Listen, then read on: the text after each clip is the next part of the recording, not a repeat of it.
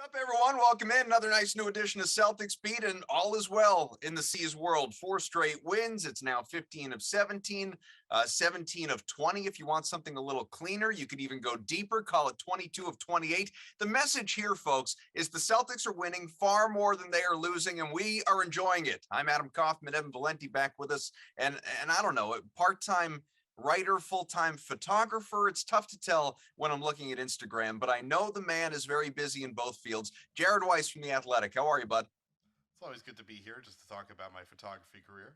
There you go. It's blossoming. It's blooming. You're doing well. Very artistic, I would say. Yeah, I'm not one of those people who uses my IG to like put crappy iPhone photos of Jayson Tatum at the podium and stuff like that. Like I do it for my fun. There you go. What's the pic? There's a pic of you like with a neon sign over you with like a king chair. That was maybe my favorite pic of you in the history of pictures, Jared. It was incredible. I'm not quite sure where that is, but it's awesome. Let's just say I can't disclose the location. It's an underground nightclub. It's a speakeasy somewhere. We're fine. I'll say that I was at my friend's bachelor party and I had to Photoshop out the thing on the wall that said where we are. But it was a good photo, so I had to. It's a great photo. As I said, hang out in the Louvre. We're good. It's the kind of place that you can only get into when you got to knock on the door. Somebody opens the little eye slit and asks for a password, but the password isn't a word. It's just a combination of sounds that you got to knock on the door too. It's really next level stuff. Weiss went to Beer Fest is basically what happened. Yeah, that's what it is. You went to Germany and you took part in Beer Fest. Exactly. I actually did go to Germany. I went to one of those Beer Fest things years ago. It was pretty fun. I would not have stood. What if it's anything like watching the movie, which it probably isn't. I would not have held up well. Wait, you're telling me Beer Fest isn't accurate? Is that what you're telling me? I think that's where I'm going with this. I think it is a tad embellished, probably by the Broken Lizard crew. We've all been there where we're drowning at the bottom of a 15-foot tall vat of beer, and you just try to drink your way out. That happens to all of us. Who doesn't want to try Das Boot though? You just got to know when to turn it. We've all been to college. Weiss is definitely the anchor guy in the Das Boot challenge, no question. No, I cannot chug beer. I was horrible at that. I always lost at a flip cup every time.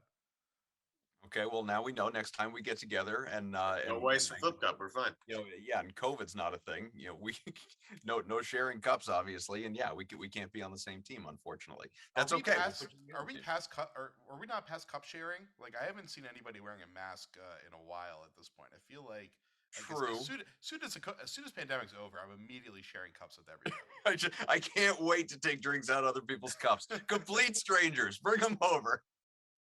What are you having? You know what? I don't care. Let me just a quick sip.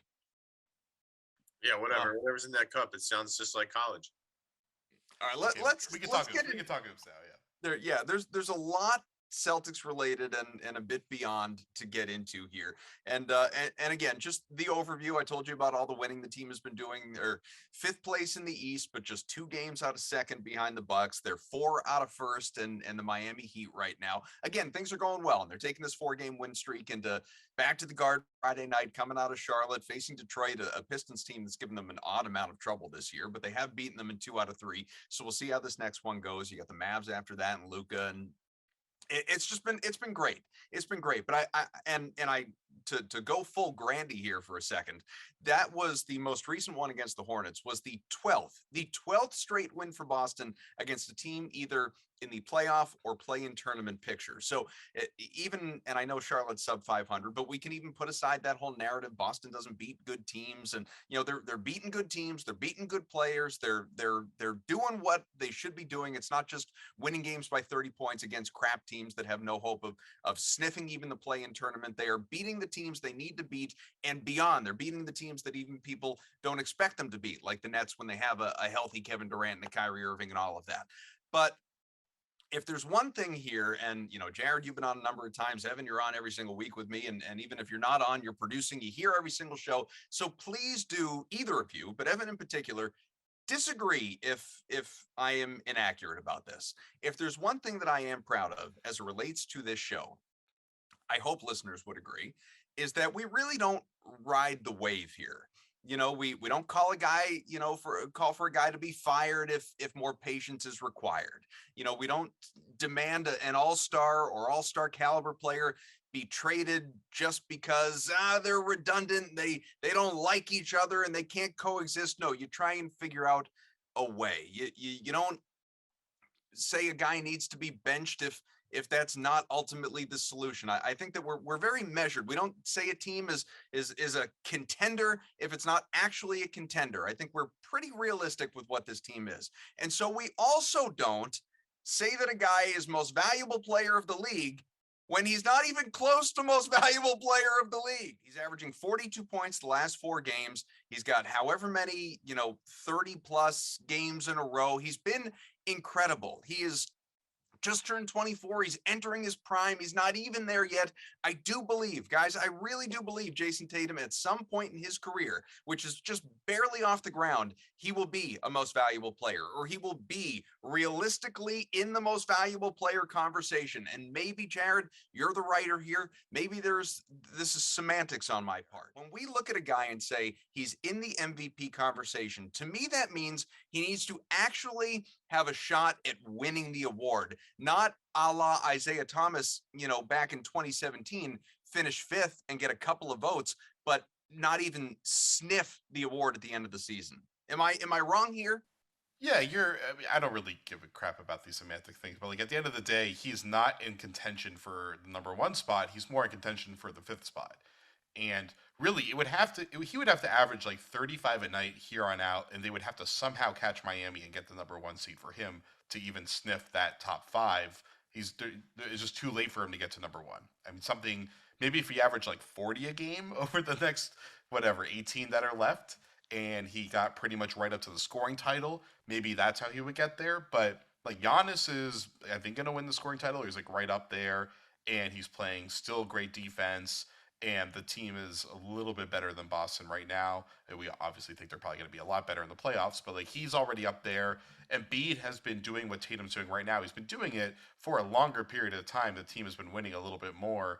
And Tatum's a really, really good wing defender, but Embiid is a even better defender at a more central position. So I think he's on a pretty clear other tier. And then Jokic is having one of those classic incomprehensible performance on a team that's crumbling around him and still keeping them completely afloat. So that's why a lot of people have him as a favorite.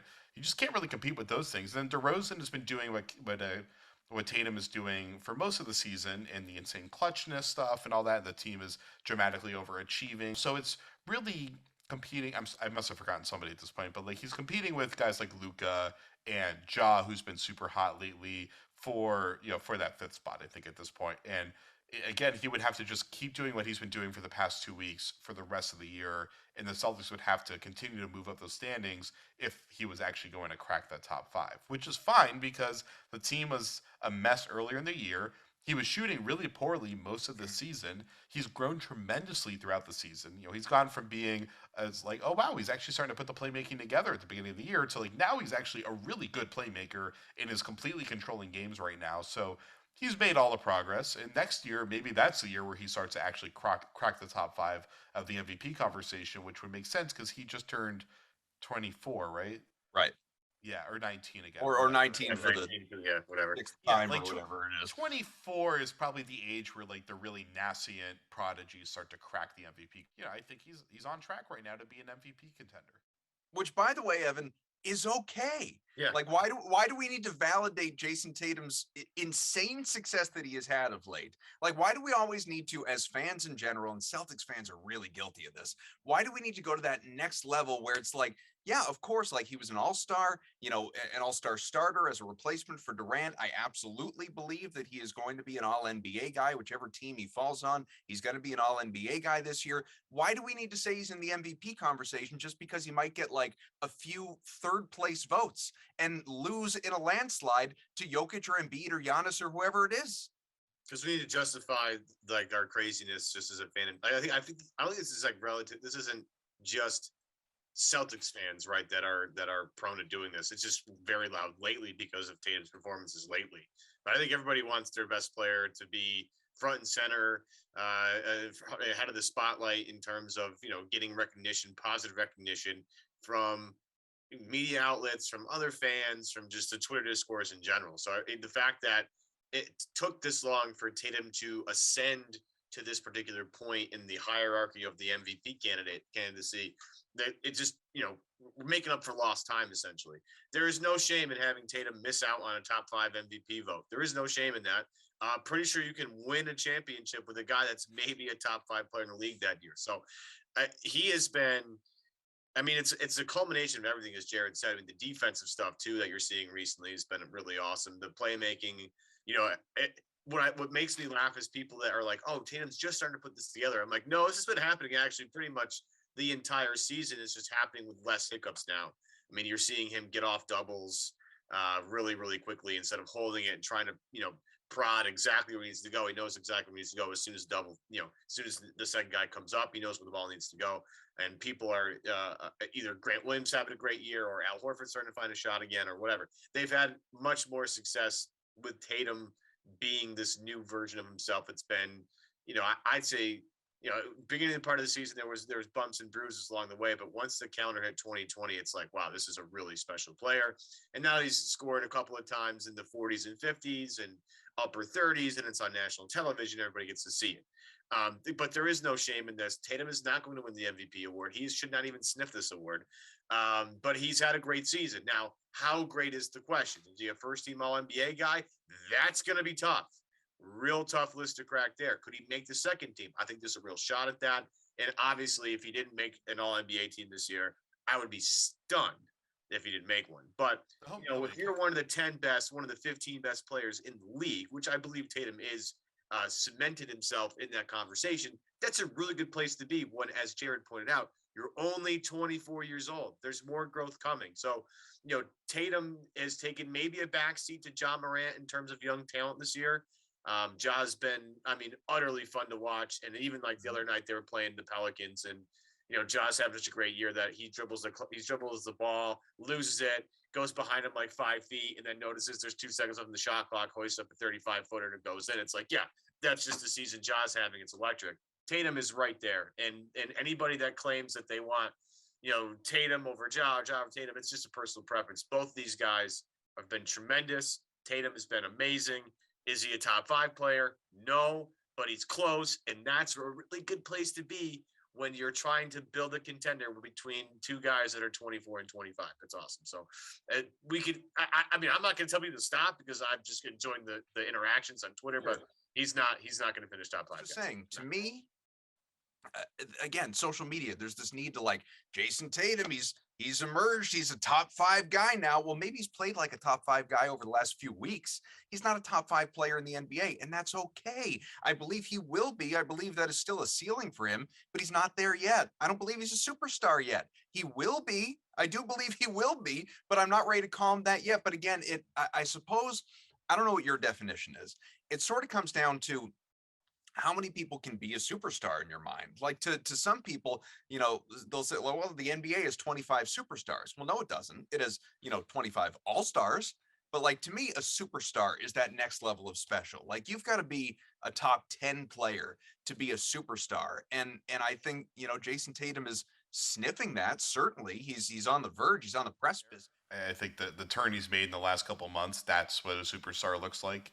He controls the game really on both ends, not as much on the defensive end because he's just not directly involved as much, but he's running the offense for an entire game and is pretty comfortable handling any package that they throw at him, and is playmaking pretty well. I really think it's that in February, we started seeing him getting doubles, and he would kind of like walk a double team into a part of the court where he'd want it and just throw an overhead pass to like Grant Williams out in the corner on the other side of the floor. That's the superstar stuff. It's the stuff when you just kind of walk into the middle of the room and just kind of start dictating everything, like you're John Wick or one of those like over the top combat movies where the guy's just like standing still, just like going like I guess it was like Neo in the Matrix. He's just like standing still, just like deflecting everybody punching him. Like that's one that's Keanu movie or another is what you're saying.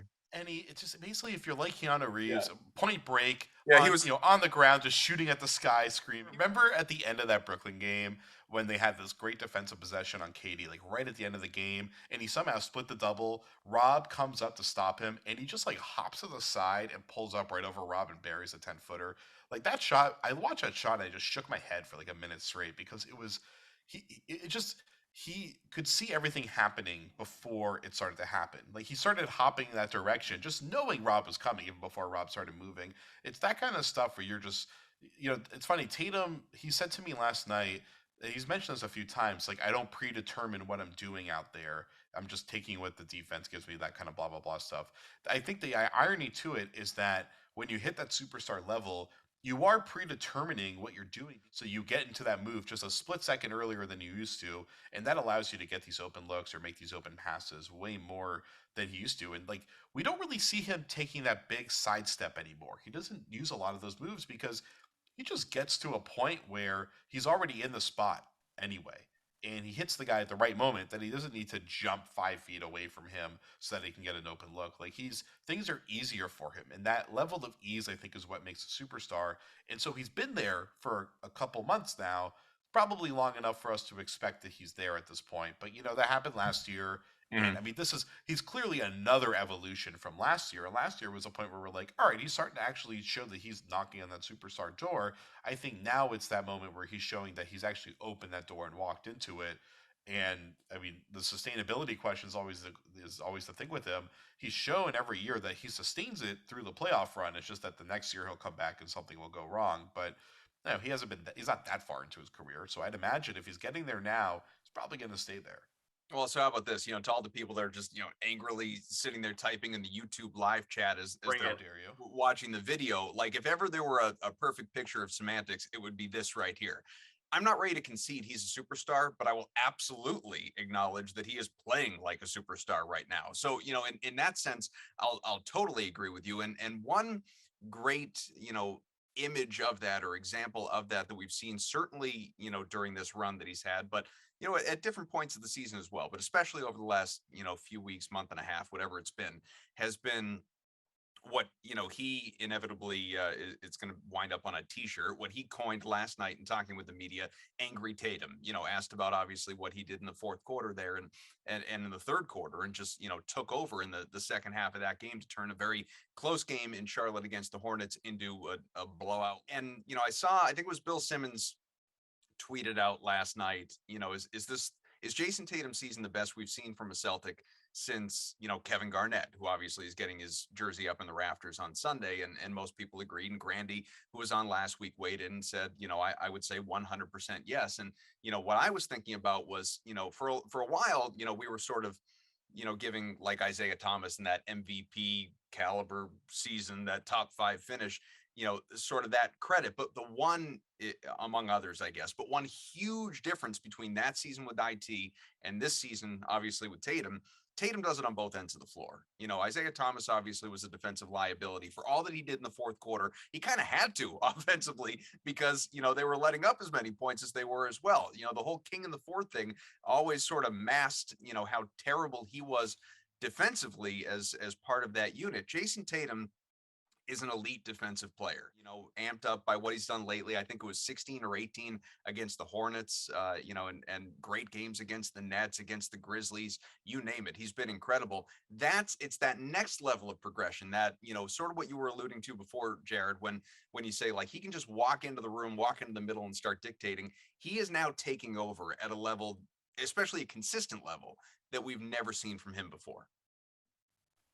Yeah, it's funny. The IT question is interesting because sure, you could give him the tiebreaker on defense, and obviously defense is what defines this team, so it makes a lot of sense there. But what IT did that year, just the number of insane clutch performances that he had in the fourth quarter, especially in that January run, it's hard to put anything over that at this point. That was just so special, and it had this emotion to it that this run doesn't quite have. Sure. And I mean, part of that is that everything with IT is so unbelievable that it does create that environment that Tatum doesn't quite create. Just because, like, how could he? He's a physical marvel. So, well, he's a would-be top pick in the draft. In Ainge's eyes, was number one, basically. And then IT was that, consistently underdog, unsung, last pick in the draft, all that stuff that, yeah, I mean, from a story standpoint, you could never was a top. fairy tale. It was the absolute basketball fairy tale of my lifetime. I'm sure there's a few other good candidates, but Like that, I just don't think Insanity. you can ever. So like Tate, yes, that's a good one. No, but that was on another level because Isaiah ended up being a MVP caliber player that night or Yeah. that year. So he sustained that whole thing, Mhm. and he propelled that team. They were a drastic overachieving team. So I don't think you can beat it as far as what's the most important, memorable season in like the last whatever decade or so. But Tatum, yeah, I guess his overall impact, you could probably say on offense is almost at that level, not quite, but like almost at that level, and has been. But like, and then on the defensive end is bigger. So yeah, you could probably give him the edge as far as raw performance. But like when we talk about this stuff, who cares about the raw performance stuff? It's like, how do you remember it? And like, I remember that IT season being the most fun season that I've covered. Can we clean Yeah, this it up was before we go to incredible. like some whatever break that you have planned, Goffman? The point being, we all agree Tatum's not a superstar yet. He's knocking on the door. Would a deep playoff run against what is a gauntlet of an Eastern Conference, like getting to the Eastern Conference Finals or getting to the NBA Finals, or if you want to go all the way here, win an NBA title, like what level do we say, or is it not even possible that Tatum has entered the superstar level? Like if he got to the Eastern Conference Finals against the Sixers and or against the Bucks and lost in 6 or 7 games to the eventual NBA champion or something like that. Would that qualify Tatum in that superstar range, or do we need to see it carry over into the next season with this new domination? That's I guess, is it possible that we finish 2022 this season 21-22 and say, "Yep, Tatum's for sure a superstar"? Do we need to wait even longer? Either. No, not. I mean, if he does this in the playoffs, or if he's averaging like 30 and 5 in the playoffs, and they don't completely fall on their face, then yeah, Hmm. he's obviously a superstar. I mean, he's going to be. I'd be surprised if there's no way he's going to make first team All NBA. Like even if KD doesn't play enough games, like I think there's just too many guys that would probably get it. Although Jimmy Butler didn't play that many games either, so hey, maybe he somehow That's sneaks true. his way in. But like second team is certainly possible. I feel like third team is probably that's a lock. He's an All NBA player. Like that's not a problem. So yeah, at that point, for an All NBA player consistently you've clearly made another leap. You're on a team that's good. That's a legit playoff team and is making noise in the playoffs. And especially considering, I mean, he started the All Star game as an injury replacement, but he started the All Star game. His son is honestly a huge part of his superstar identity. He Sure. checks off every box of a superstar player at that point. I don't think it's that hard of a decision to make. I'll pretend it is for the sake of the argument, but it's not. He's like, it clearly would be a superstar at that point. All right, so we've done a lot about Jayson Tatum, and we were joking about this even before the show started, Jared. It's kind of like the of the year sort of show because let's just call it player of the year in terms of most valuable player with Jayson Tatum, and now everybody. It's everywhere, man. Like after a big win, it's Ime Udoka belongs in the coach of the year conversation. Have two guys that should be defensive player of the year, Robert Williams and Marcus Smart. I think let's start with that one because that, and I know we agree on this, is certainly the most realistic avenue for Boston to get an end of season award. Who does get your vote though between these two? Because they've both been incredibly impactful in different ways, obviously, between Big Bob there, who's just dunking like you read about, and Smart, who's taking all the credit for all the turnaround success. Yeah, I mean, I'll give it to Smart. One, just because.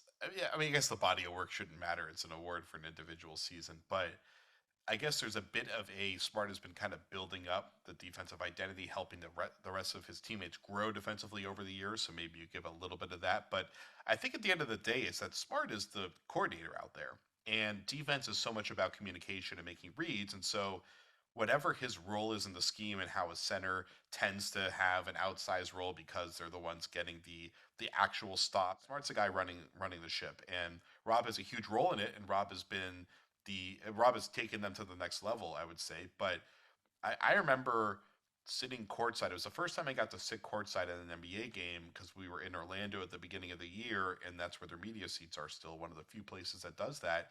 And you can tell when you're watching, but you can't really hear it. Smart is talking nonstop the entire time. And what was really interesting is I was sitting right next to the Celtics bench. He would come over in between during dead balls, and he would be discussing coverages and different things like that with Udoka at any moment that he could get. He is just such an active extension of the coaching staff out there every single game. he is just so intimately and persistently involved with every little nook and cranny of this defense. And so that's why I think it's pretty easy for me to give him the nod there. And it's a legit, they have a legitimate chance at winning it because Draymond Green definitely does not have the games played. I think he probably would have clearly won it if it weren't for that. So, and Giannis's defense hasn't quite been at the same level this year. Joel Embiid hasn't quite been at the same level this year. Like there's legitimate open competition to get this spot. I do want to acknowledge Marcus's tweet from I guess 2 days That was ago. good. That was good. Yeah, it was good. Since somewhere the fine print in winning this is Rule 47.1a. No NBA guards without the initials GP are allowed to win Defensive Player of the Year. I did think it was interesting that, well, one, it's whatever. He's sometimes vocal on Twitter, so I guess it's interesting in and of itself that he's already sort of prefacing the whole thing by putting this out there. But also, just the fact that, I mean, we haven't had a Defensive Player of the Year in the NBA who is a guard since Gary Payton and whatever it was, 95 or 96. It's been a long time, obviously. Is there a guard bias toward this award? He stated his case.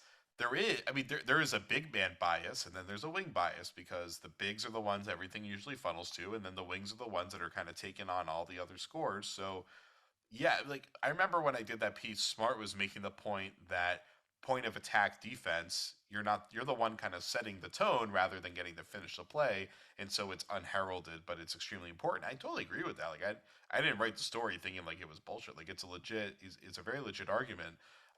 It's just really hard to argue that the person that's kind of like setting the tone for the play is making a greater impact than the person who's actually finishing off the play, even though you could argue that one doesn't really work without the other. So I don't really know. I've thought a lot about it. A lot of people have thought about a lot about it. I don't really know how to navigate the bias of process versus result in that case.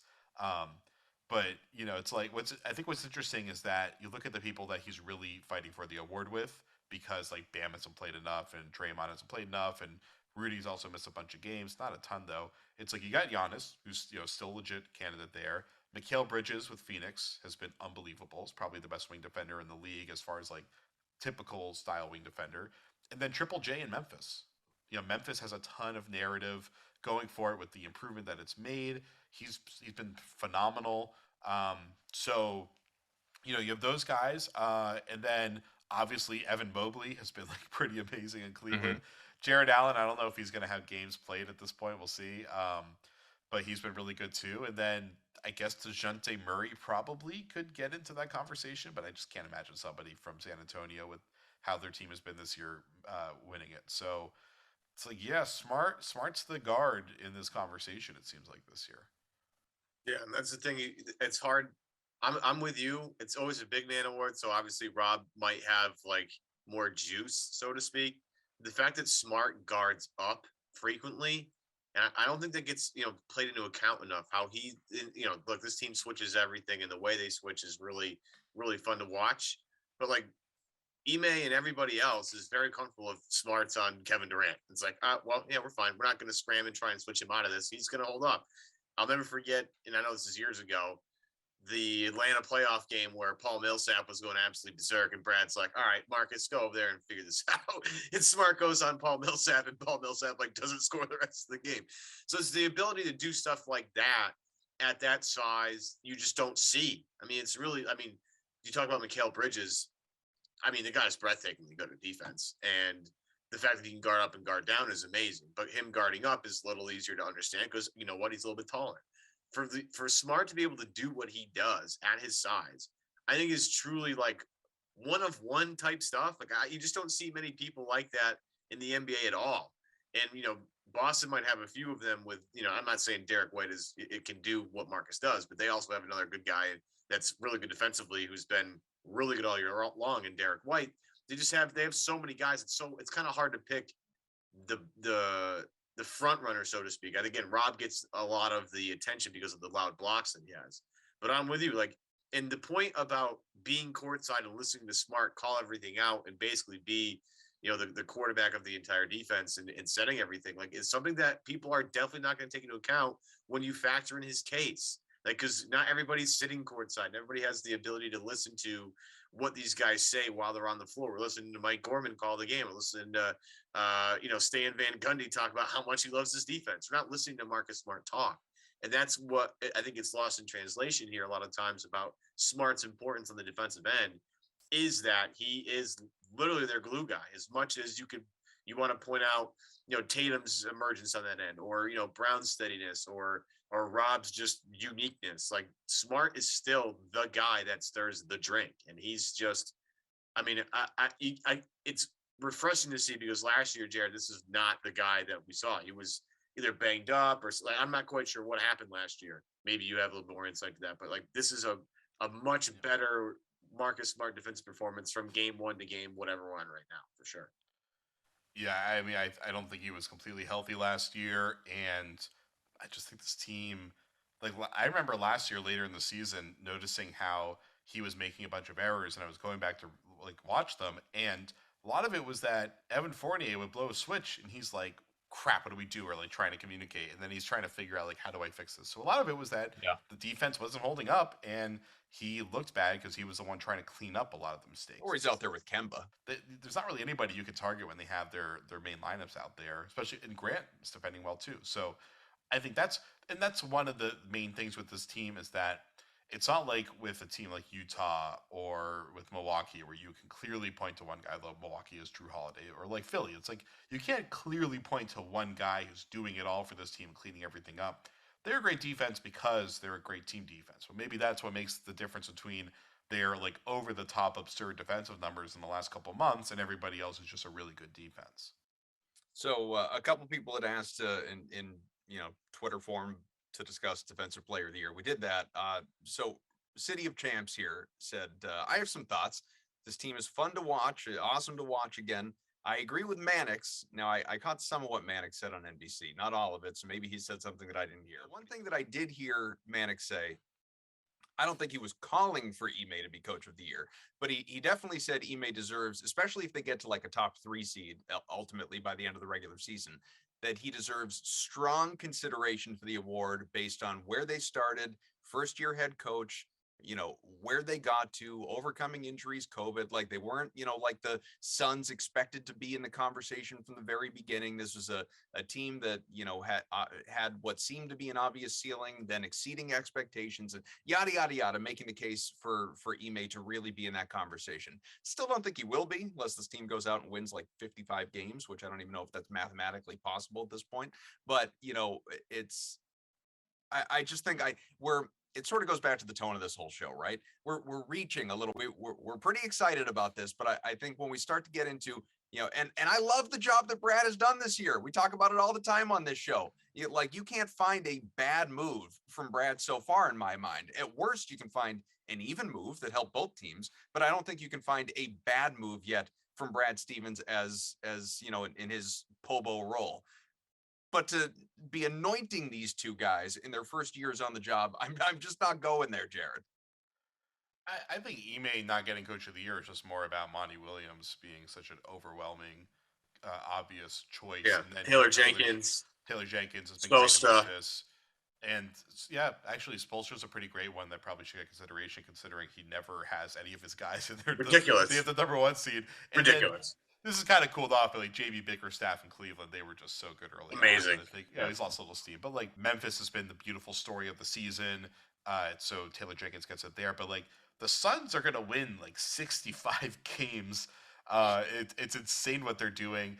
And it's not as shocking for people because of how good they were in the postseason, but relative to last season, it's an unbelievable accomplishment. So Monty Williams is like, I think, a pretty obvious choice for coach of the year. You can debate between him and like Jenkins and Spoelstra, but Ime is such a compelling story as a coach of the year because what he did early on wasn't working, and he really stuck to his guns, made a few tweaks, and then they really took off. So it's a really fascinating story. But like, I mean, hey, if they keep playing 700 ball, like 700 winning percentage ball the rest of the year, and they win like 52 games or something like that, then that's different because their schedule is pretty loaded this month. But we got to remember, while we're feeling great about this team right now because this last week or so they've beat a bunch of good teams, a ton of their wins were just coming against like contenders with nobody available, bad teams, stuff like that. So a lot of what makes them look good is that they're winning against a bad schedule. So if this continues and they're winning at an insane clip, they're losing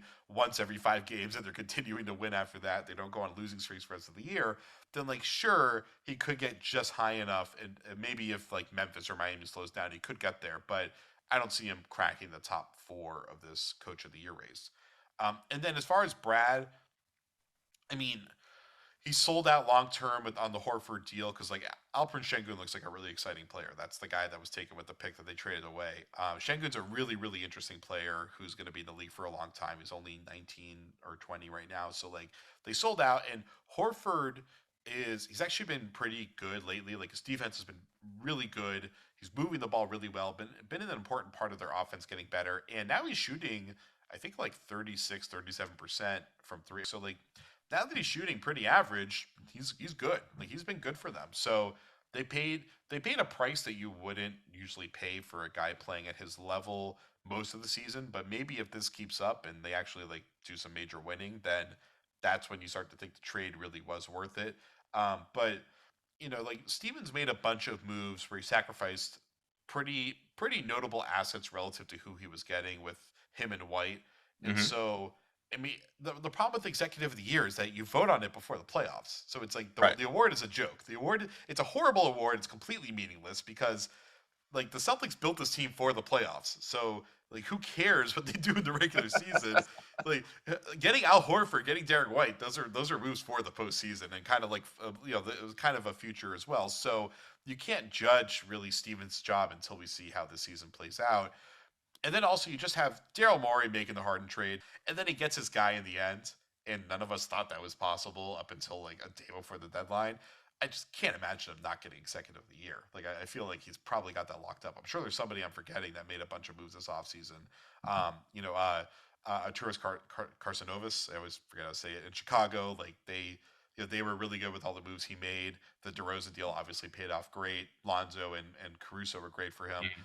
I hate the Executive of the Year award because it's the award is always about who made moves to get their team really good right now. It doesn't reward like people that have been building up, that they set the wheels in motion years ago and now it's finally paying fruition. Which is like as a GM, you're supposed to be making moves that don't like make your team good overnight. You're supposed to be making moves in general that build up your team over time so that you have sustained success. So we kind of give the Executive of the Year award to teams that have maybe sometimes taking a shortcut to get to success, and we reward them for it. But like any executive, in Chicago, if that team or like Philly's the best one. Like Philly, they gave up long term assets in order to get James Harden, who like could leave. So if this team doesn't win the championship and Harden leaves, then that trade was a horrible mistake. So Morey could win Executive of the Year for it, and then it turns out that he screwed up the franchise for it.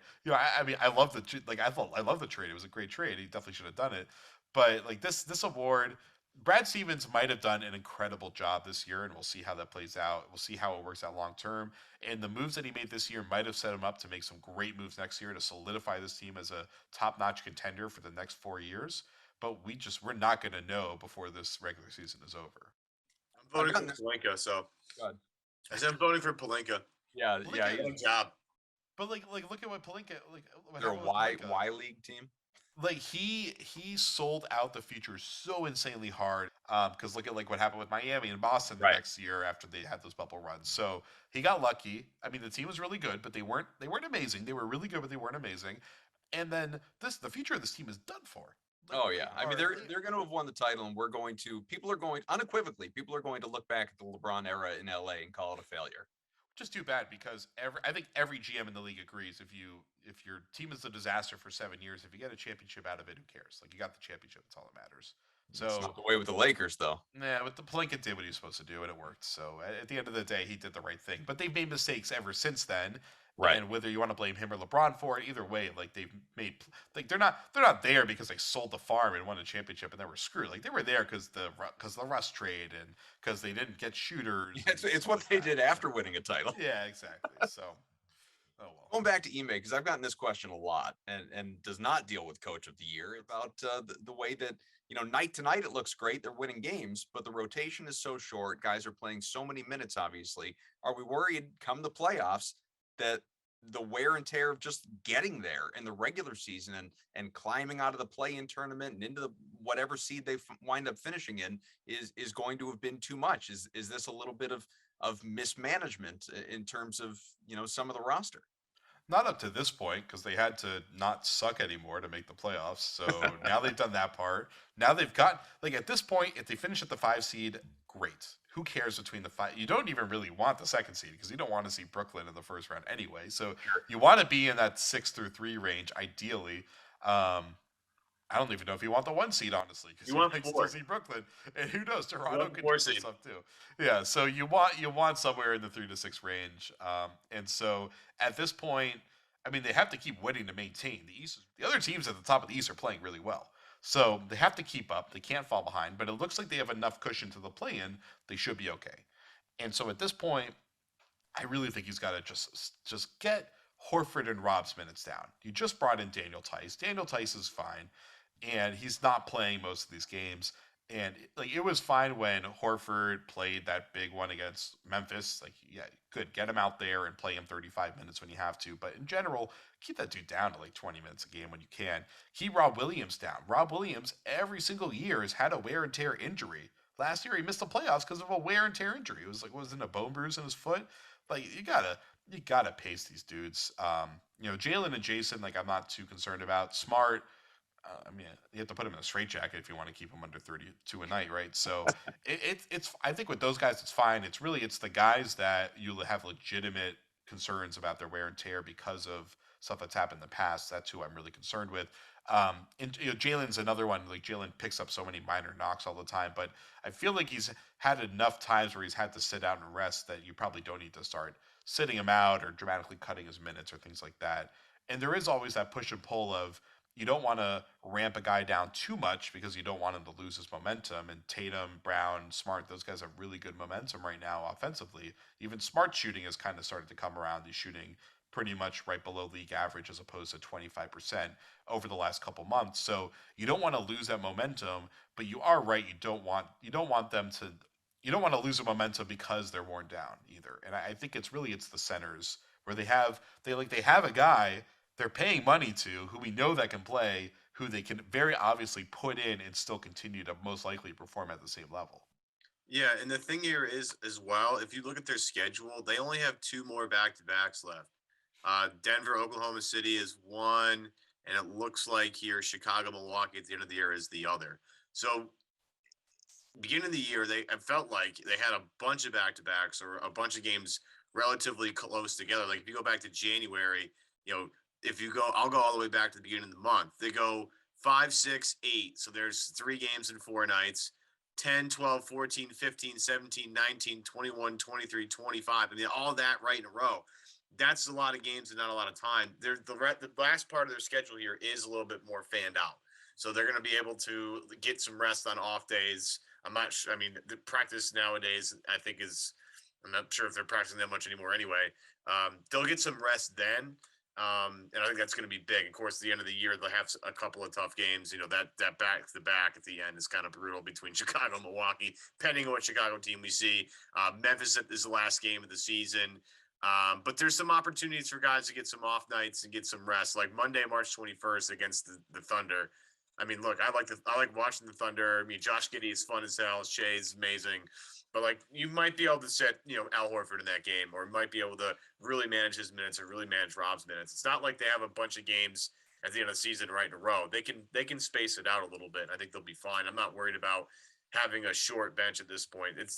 Look, you're gonna ride with what got you here. And they are, 8, 9 deep pending the night, but most of the time 8 deep, and they're winning a lot of games that way. But subbing a Daniel Tice here a little bit more and give Al a little bit of a rest or maybe play Grant a little more. They'll figure out a way to just manage everything. And the only guy that I'm really concerned about this at all, I mean, Rob, obviously, because of the way he gets dinged up, but the only guy that makes me worried at all about minutes is Al. And if you can find a way to keep Al as fresh as possible, then you're gonna be fine. But the people that are concerned about minutes at the end of the year, I think I mean, I get it, but at the same time, it's like I think we're gonna be fine. The tough one is they have that back-to-back in Toronto at the end of the month where they're home at Minnesota, and I think it's a 6 o'clock game on the Sunday night, so like there's a little bit of time. But going to Toronto sucks now because of the whole testing thing and customs and all that, so it's a pain in the ass. So I wouldn't be surprised if they just like flew in that morning and actually went to bed before. But I mean, I don't know how that stuff works. But so that's a tough one. And then the Milwaukee back to back at the very end of the season. It's probably going to be a really important game, although who knows? That's like one where they make the call like the morning of, essentially. But they do have a couple days off, and then they have the last game against Memphis. I assume no one's playing in that game anyway, so maybe they'll play guys in that one. But like you could give Horford a break. It's simple as Horford's the one guy that you want sitting out back to backs while you can, and you got Daniel Tice. Like Daniel Tice is a very similar player who knows like how to do everything. So I Yeah, think that's that's. the one where I had a real big problem with, and I mean, the podcast was great. Lowe and Simmons on Lowe's podcast the other day, but they poo pooed the Daniel Tice thing. I'm like, you guys know he's there just because he's familiar with the system. They know what he can do. He'll come off the bench to spell Al Horford. Like this isn't really like some needle moving thing. It was just a way to preserve their big guys towards the end of the season. I didn't I mean, understand why. I think it's just that like, why are they committing this much money to Tice when he He could doesn't move in the perform? off season. Maybe, but are you gonna lose? Are you gonna be able to move him and not have it be a negative value deal? You know, that's Sure. tough. Yeah, so Yeah. that's why. Especially, it just doesn't make sense to trade for that guy and then not be playing him. I get like you don't pay set what $6-7 million multiple years to your backup. They have a 3-man big rotation. Yeah. He's not in it right now, so he's getting paid an insane amount for someone who's not being paid. That's not playing, and it's not like the Wancho situation where they knew they were going to be able to get off the Right. money pretty soon. Like he's committed long term, but at the money he's getting, he should be fine. I assume. So if they're, I think it's that everyone that I was talking to when that trade went down was saying this is for if they move Horford in the offseason. Horford's playing well. Like Horford, right now, you're not looking to move Horford the way that you were 4 months ago. Like Sure. you move Horford if you have the opportunity to, but you're not looking to just dump him, and so you had to have somebody to replace him. No, it does make you wonder, I guess, from just a financial standpoint, if in fact the reported offer of them, having 2 second-round picks from the Lakers for Schroeder or whatever that was actually on the table versus taking on all the Tice money. Yeah, I mean, it does make you I wonder why not don't just go in that think direction. so. I think they would have clearly done. I have not heard that that was on the table, but I don't know. Yeah, I remember seeing it on Twitter at the time, but whatever. It doesn't matter. What's done is done. Where I want us to wrap with this for however long it takes, and we won't go too honestly. Like I could go hours on this topic. I almost want to go hours on this topic. We won't. But like I if not for Jayson Tatum doing the Jayson Tatum things that he's doing, I would have started with this in this show, which is Isaiah Thomas. All right, we just had that reunion part whatever with him and Charlotte, his second game there, and goes against the Seas. And what he play 11 minutes, had 5 points, went 1 for 4 I think from the field. He was nothing special, but he really hasn't been for the most part since he left Boston, largely through no fault of his own. I'm not putting that on him, but in particular, it's listening to him the other day about hey man, like did you try and get back to Boston? All those, since he left, like for anyone that doesn't know, since he was traded away in the Kyrie Irving deal in 2017, he's been with Cleveland, the Lakers, Denver, Washington, Pelicans, Lakers again, Dallas, and now Charlotte. Like the guy's played for a third of the NBA at this point. And listening to him, it makes me sad. It makes a lot of people sad. It's a borderline sports tragedy what has happened to his career from when he was thinking people were going to back up the Brinks truck to now half dozen years later not even, just trying to stay in the league. But the discourse, at least on social media, surrounding Isaiah Thomas at this point is so stupid, is just so dumb. Like I get wanting the storybook ending because I have to believe most people know he's not remotely the guy that he once was. Again, not his fault, but he's not remotely the guy that he once was. If anyone really across the NBA thought he could be a helpful player at this point in time, he'd get that opportunity. He doesn't remotely fit this team. One, they don't need the point guard, but two, defensive liability, and their identity is defense. It doesn't make a lick of sense. But even if earlier in the year, before they got into this groove, you could have argued, you know what, man, like this was what's all over my mentions. Like could have thrown him a 10-day, like throw him a bone. And it sounds like, without him coming out and saying the words, you listen to his tone, you listen to what he did say, he seems, offended, pissed, that he didn't get that opportunity from Brad Stevens. Maybe he's not. I haven't spoken with him directly, but you just listen to him, obviously, and what he sounds like. He sounds like someone who feels like, it's just a continuation of a raw deal that has totally derailed his career and derailed his life. And I hate that we're even, I know I'm perpetuating it right now, but I hate that we're even still talking about the what needs to happen with Isaiah Thomas, as though like he's owed something here by the Boston Celtics. You have to bring him back and make this happen. I don't like it. I feel like there's a lot of just a lot of emotion out there on social media, not a lot of logic. Yeah, I don't really read any of that stuff because You're missing out. It's irrational. Yes. Sorry, people. Great time. I do not look at my mentions mostly because I got enough death threats over the last couple of years. I'm like, I'm gonna stop. So I'll keep you up at night. So I did talk to him, and I can tell you that so we had a sit down. It's on the Athletic. I'll shameless plug myself at least once. Please do. I had a one-on-one with him. It was really good. I think the big thing that I think is incorrect about what you're saying is that he does not have that resentment, expectation, things of that like you're saying. I think he was just super hopeful and thought that they would want to bring him back because they know that he can make that impact in the locker room.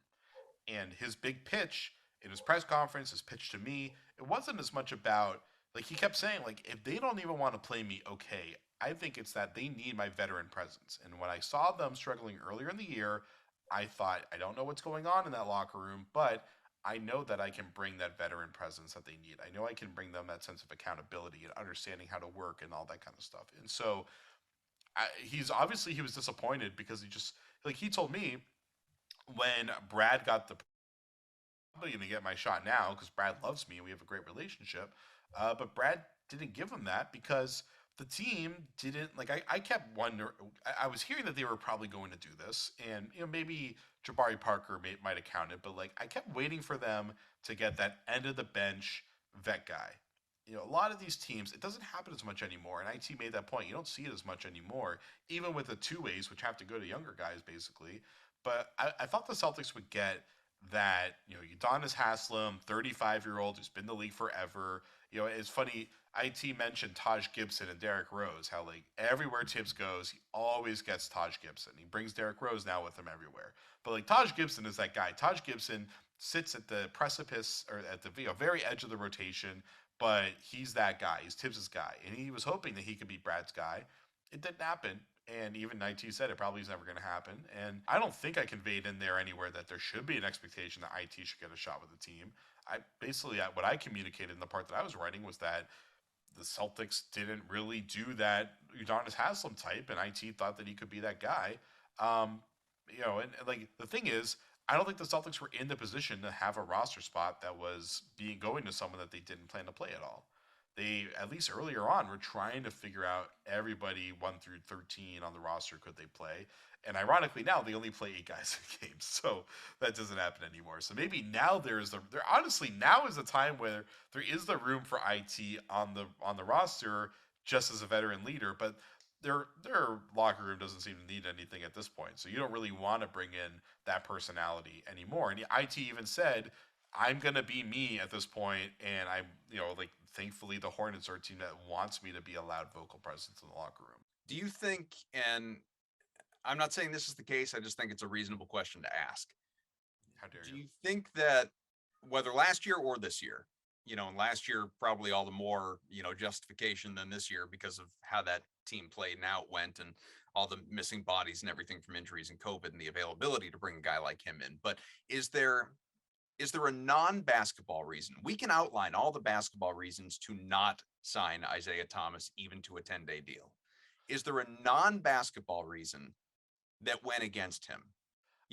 For the view of him just trying to just the possible distraction of of, trying to, I'm not saying he would even be doing this, but I don't know, fan expectation of like reclaiming what once was, and the storybook ending, or like maybe this, we don't want this isn't the guy, like when he was in LA, this isn't the guy we want taking over a huddle. They don't at this point. I think they don't need that voice. They don't need that Udonis Haslam at this point.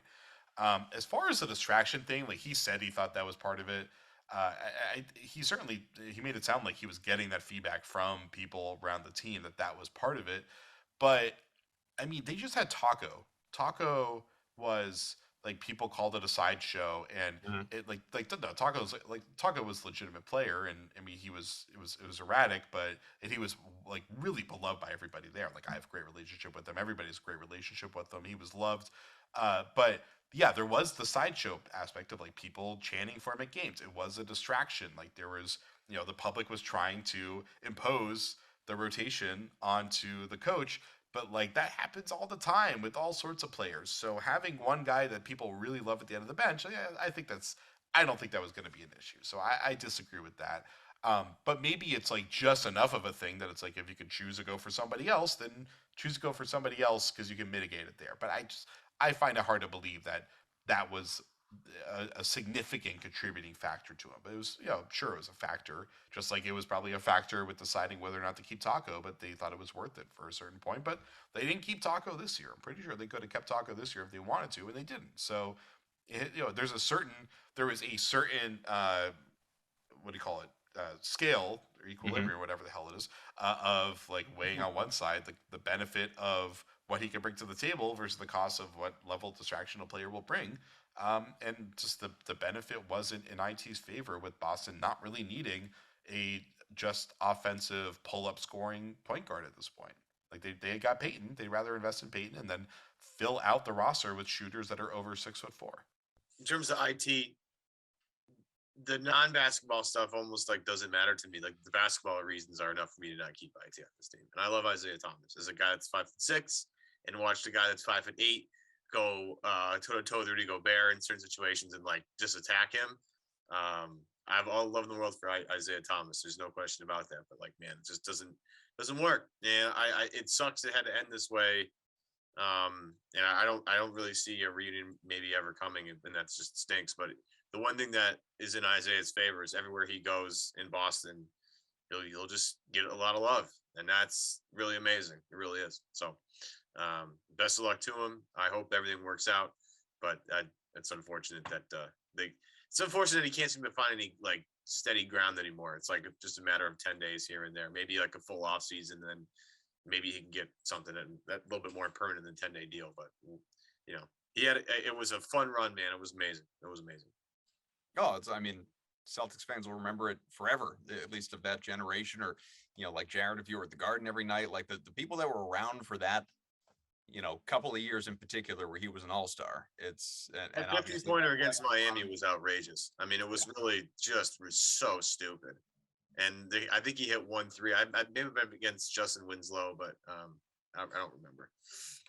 All right. Well, we're going to wrap up this show. I mentioned earlier on the show, guys, that I didn't know if it was even mathematically possible for the Celtics to win 55 games. I did the math. They've won 40 and they have 15 left. So let's see if they finish strong. This will be your final question, Jared. How many games of these last 15 do you think they're going to win without actually dissecting the schedule, just throwing out a number? Look at the schedule really quick, and I will say 10. Okay. Good season. 50-win team. I mean, I like that. I think there'll be some schedule losses in there, but 50 wins considering how the season started is pretty amazing. This has been Celtics Beat. Ton of fun for Evan, for Jared. I'm Adam. We'll catch you again next week after a few more C's wins. See you later.